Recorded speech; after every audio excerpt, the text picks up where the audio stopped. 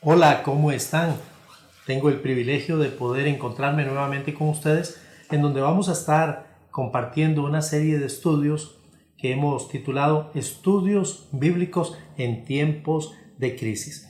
Pero antes me gustaría que me acompañe en una oración para que Dios prepare su corazón y me dé la oportunidad de ser un instrumento de acuerdo a su honra y su gloria, digno de Él. Padre, quiero darte gracias por la oportunidad que me das de estar en este momento aprovechando este recurso para llegarle a muchas personas y compartir una palabra de ánimo, una palabra que venga de tu palabra y que sea capaz de cambiarnos, de ayudarnos y de sostenernos en estos tiempos de crisis. De antemano quiero darte gracias por darme la oportunidad y el privilegio de ser un instrumento en tus manos. Gracias por haberme perdonado, gracias por limpiarme y ahora permite que esta palabra pueda llegar con precisión, no solamente a la mente, sino al corazón de cada una de las personas que tengan acceso a este canal. Oramos en el poder del Espíritu Santo y dándote la gloria a ti, Padre, y en el nombre de Jesús. Amén. Muy bien, amados, quiero decirles que este estudio lo hemos basado en un texto de la palabra del Señor que se encuentra en el Evangelio de Mateo. Mateo capítulo 14, versículos del 22 al 27, y es una historia sumamente conocida por la mayor parte de aquellos que tenemos la posibilidad de visitar las páginas de la palabra del Señor. Y he titulado este estudio, que es un estudio muy corto, pero esperemos que llegue a lo más profundo de su corazón y de su necesidad. La Biblia nos enseña en Mateo capítulo 14, verso 22, que los apóstoles atravesaron un momento bastante complejo, un momento bien difícil en donde sus vidas incluso peligraban. Así que hemos puesto por título a este estudio Ánimo en tiempo de crisis. Una de las emociones de la vida es el temor. El temor es una de las emociones, no es la única, pero es una de las emociones. Y todos en mayor o menor medida hemos experimentado o hemos estado expuestos a esta emoción, que para mí es una emoción muy particular. Ahora, quiero preguntar si podemos definir juntos o podemos concluir juntos que el temor es una emoción. Sería bueno preguntarnos entonces, ¿qué es una emoción? Ok, algunos han definido las emociones como respuestas psicofisiológicas, más bien, que se producen ante un evento externo e interno. No existe ser humano que no haya sido capaz de haber bregado con esta emoción. Chicos, grandes, adultos o los más ancianos, todos hemos tenido que bregar con esta emoción. Este pasaje es un pasaje que nos llamó mucho la atención porque vemos esa emoción explícita dentro de lo que vamos a compartir. Y es una historia, además de ser muy interesante, es una historia singular. Me gusta esta historia. El texto nos dice literalmente, y aunque tengo varias versiones del texto, he querido utilizar la versión más viejita, por lo menos la que nos ata o en la que estamos más arraigados algunos de nosotros, que es la versión Reina Valera del 60. Usted puede usar la versión que mejor le guste. Dice la palabra del Señor en el Evangelio de Mateo capítulo 14, verso 22. Leo: Enseguida Jesús hizo a sus discípulos entrar en la barca e ir delante de él a la otra ribera, entre tanto que él despedía a la multitud. Despedida la multitud, subió al monte a orar aparte, y cuando llegó la noche estaba allí solo. Y ya la barca estaba en medio del mar, azotada por las olas, porque el viento era contrario. Mas a la cuarta vigilia de la noche, viéndole andar sobre el mar, se turbaron diciendo: ¡un fantasma! Y dieron voces de miedo.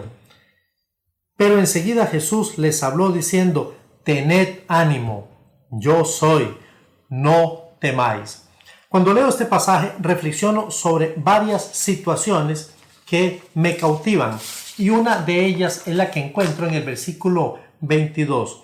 Nos dice el versículo literalmente que Jesús les hizo entrar en la barca Entonces, si Jesús fue quien les hizo entrar en la barca para ir al otro lado del mar, cualquiera podría con facilidad responsabilizar a Jesús por lo que iba a acontecer, porque al fin y al cabo el texto dice que Jesús les hizo entrar en la barca para ir al otro lado. Sin embargo, en el verso mismo 22 está una frase muy interesante. Dice, entre tanto. ¿Qué sugiere? Sugiere que Jesús está haciendo cosas. Mientras les envía, Él está haciendo cosas. Jesús no está ocioso. Él vino para cumplir un ministerio y lo está desarrollando. Él está ocupado y necesita concluir algo que ha empezado. Qué bueno saber que nuestro Dios siempre está en acción. Sí, nuestro Dios está haciendo cosas. La Biblia dice en en el libro de la carta a los Filipenses, el apóstol Pablo nos dice, estando persuadidos de esto, tradúzcase, estando convencidos de esto, que el que comenzó en vosotros la buena obra, la perfeccionará hasta el día de Jesucristo. Estoy hablando de Filipenses capítulo 1, verso 6. Quiere decir que Jesús ha comenzado una obra en usted y en mí. Él está haciendo en nosotros obra y lo está haciendo en este momento. Y la obra que Él ha comenzado la perfecciona y la perfeccionará. Significa que Él está haciendo siempre, está haciendo en usted y en mí, Él está haciendo cosas y este es un momento donde Él está actuando. De la misma manera, Él sigue trabajando con cada uno de nosotros. Y aunque nosotros no podamos identificar lo que Él está haciendo, es un hecho de que Él está desarrollando su obra de perfección en su vida y en la mía. En el versículo 23, continuando con el texto, dice que luego Jesús nos da un ejemplo muy interesante, un ejemplo del cual nosotros debemos perpetuar, debemos no solamente hacerlo nuestro, sino perpetuarlo. Dice la palabra del Señor que Jesús fue a un monte a orar, porque Jesús que se apartó a orar. Literalmente dice, entre tanto que Él despedía a la multitud, subió al monte para orar. Aparte, quiere decir que Jesús tenía por norma y por convicción la oración. Su vida estuvo marcada por muchos tiempos de oración, los cuales sus discípulos pudieron ver. El versículo 24 nos ubica en la situación caótica que atravesarán los discípulos. Me gustaría que preste atención a lo que está sucediendo en el versículo 24 y siguientes. La barca está en el medio del mar. ¿Ok? Eso significa que ya ellos no son dependientes de lo que está sucediendo en tierra, sino que ya están en medio del mar. El viento y el agua golpean con ímpetu sobre aquella barca. El viento, dice la palabra del Señor, que era contrario, y las condiciones en que se desarrolla esta obra colocan a esta barca en un solo escenario, en un único escenario, y el escenario es naufragio, y para los discípulos prácticamente la muerte. Todo parece estar determinado, todo se puede decir que está escrito, las opciones se han agotado, todo está perdido. Digo, parece que lo que estoy diciendo es algo que le hace recordar tal vez nuestros tiempos, lo que estamos viviendo. Son días difíciles, son días complejos. Parece que lo que los noticieros y lo que el mundo nos ofrece no es muy halagador. Sin embargo, en el versículo 25 me gusta y quería llegar pronto allí. Encontramos lo insólito, lo que yo he llamado lo inesperado, o si usted lo prefiere, lo extraño. ¿Qué está pasando en el versículo 25? Dice literalmente la palabra del Señor, pero a la cuarta vigilia, entiéndase que para que haya cuarta vigilia tuvo que haber primera, segunda y tercera. Los que tenemos la oportunidad de estar cerca del texto bíblico, sabemos que la noche se dividía en 4 vigilias. La primera de 6 a 9, la segunda de 9 a 12, la tercera vigilia de 1 a 3 y esta es la cuarta vigilia. Estamos hablando de las horas de la madrugada, probablemente de 4 en adelante. Dice la Biblia, Jesús llegó en el momento más oscuro, la cuarta vigilia. Alguien ha dicho que nunca es más oscuro que cuando va a amanecer. Y de la forma menos esperada, caminando sobre el agua. ¡Qué interesante! No solamente llegó en el momento más oscuro y el último de la noche, sino que de la forma menos esperada, caminando por encima del agua, venciendo toda ley física.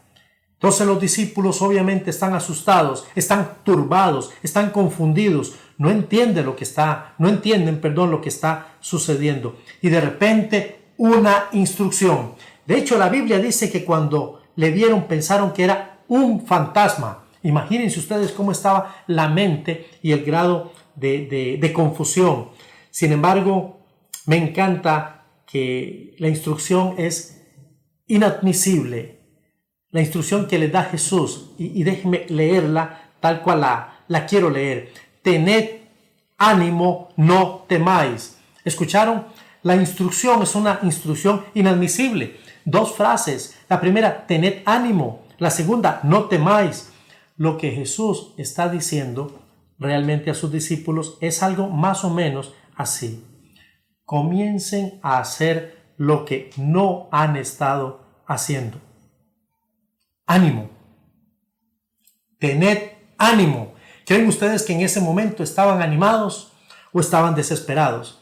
Pero la instrucción de Jesús es: dejen de hacer para que hagan algo que no han estado haciendo. Es tener ánimo. Comiencen a hacer lo que no han estado haciendo y dejen de hacer lo que sí han estado haciendo. Estaban cundidos, estaban inmersos en su miedo y en su temor.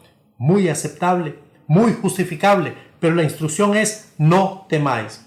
Esto es complejo y la pregunta pertinente es: ¿por qué deberían de abandonar una emoción tan normal en esas circunstancias tan obvias e iniciar un estado tan incongruente para la ocasión?